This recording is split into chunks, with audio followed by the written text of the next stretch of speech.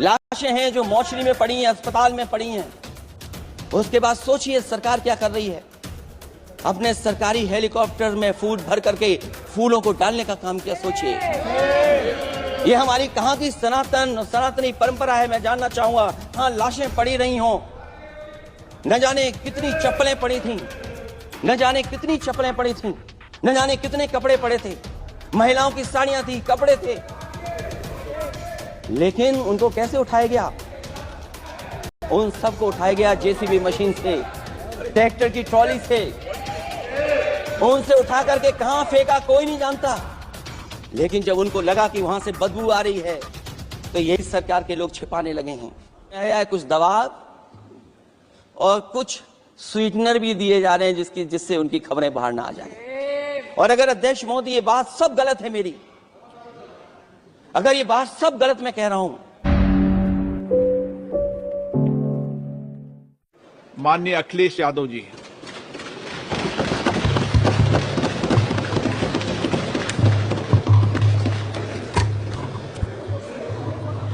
अध्यक्ष महोदय, मैं आपका धन्यवाद देता हूं कि आपने मुझे महामहिम राष्ट्रपति जी के अभिभाषण पे बोलने का मुझे समय दिया है। अध्यक्ष जी, मैं सबसे पहले आपका अभिनंदन एवं अभिवादन करते हुए आग्रह करना चाहूंगा कि मुझे बोलने के लिए जो समय दिया है, मैं उसमें से 2 मिनट का समय महाकुंभ हादसे का शिकार लोगों की आत्मा की शांति के लिए खड़े होकर के मौन रखना चाहूंगा।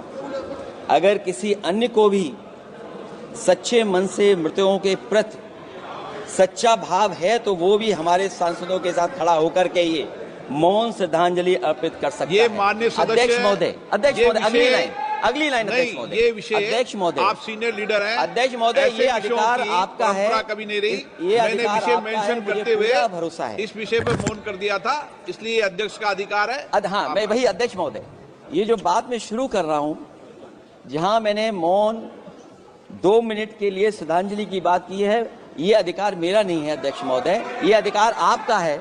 मुझे पूरा भरोसा है आप पर कि जब अभिभाषण की चर्चा खत्म हो रही होगी उस समय 2 मिनट का मौन श्रद्धांजलि जरूर दी जाए जो श्रद्धालुओं की जान गई है।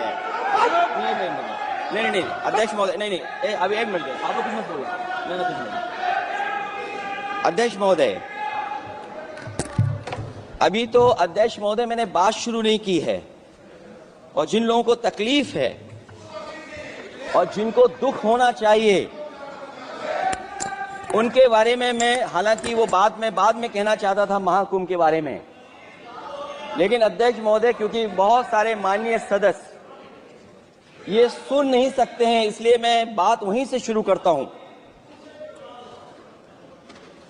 आप देश के परम अभिभावक होने के नाते हमारा आपसे अनुरोध है कि जहां सरकार बजट के आंकड़े लगातार दे रही है, और जब मैंने अभिभाषण पढ़ा अध्यक्ष महोदय, बहुत सारे आंकड़े सरकार ने दिए हैं। आंकड़े देने से पहले महाकुंभ में मरने वालों के आंकड़े भी दे दें। महाकुंभ की व्यवस्था के बारे में स्पष्टीकरण देने के लिए मेरी मांग अध्यक्ष महोदय, सर्वदलीय बैठक बुलाई जानी चाहिए। महाकुंभ आपदा प्रबंधन व खोया पाया केंद्र की जिम्मेदारी सेना को दी जाए। महाकुंभ हादसे के शिकार लोगों की मृत्यु, घायलों का इलाज, दवाइयों, डॉक्टर, भोजन पानी, परिवहन की उपलब्धता